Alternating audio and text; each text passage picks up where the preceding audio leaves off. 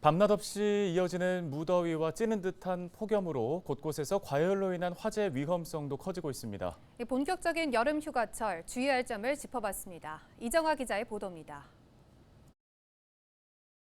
지난 6월 15일 새벽 강원 고성군의 한 리조트에서 불이 나 투숙객 2명이 다치고 200여 명이 대피했습니다. 이어 지난달 18일에는 인천의 한 대형마트에서 화재가 발생해 손님 등 수십 명이 대피하는 소동이 있었습니다. 이처럼 여름철에는 유독 다중이용시설 화재가 빈번합니다.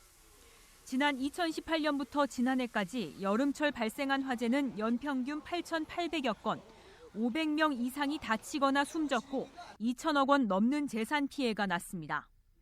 이 가운데 노래연습장과 주점, 전통시장 등 다중이용시설의 화재가 잦았습니다. 가장 큰 원인은 다름 아닌 전기적 요인. 지난 5년 동안 전기적 요인으로 인해 발생한 화재는 본격적으로 날씨가 더워지는 6월부터 8월 사이에 집중됐습니다. 에어컨 등 냉방기기 사용이 급증하기 때문입니다. 소방당국은 오는 25일까지를 여름 휴가철 관리 기간으로 정하고 화재 취약 시설에 대한 행정지도에 나섭니다. 다중이용시설 냉방기기는 단일 선으로만 사용하셔야 되고요.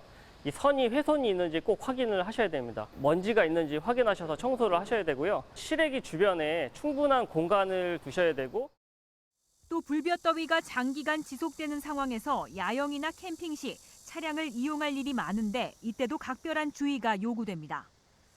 찜통더위 속 승용차는 얼마나 뜨거워질까?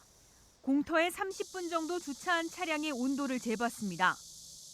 이렇게 밀폐된 차 안의 내부 온도가 순식간에 60도를 넘어섰습니다. 지난달 22일 낮 경기 부천에서는 차량의 계기판 온도가 갑자기 상승하면서 엔진룸에 불이 붙은 일도 있었습니다.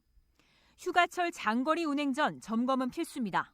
위에 부분까지 가득 들어가 있잖아요. 이걸 확인하셔야 됩니다.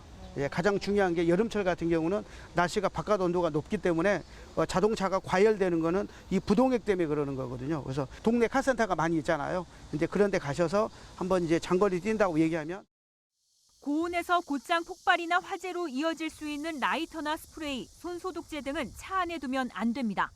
헬로티비 뉴스 이정화입니다.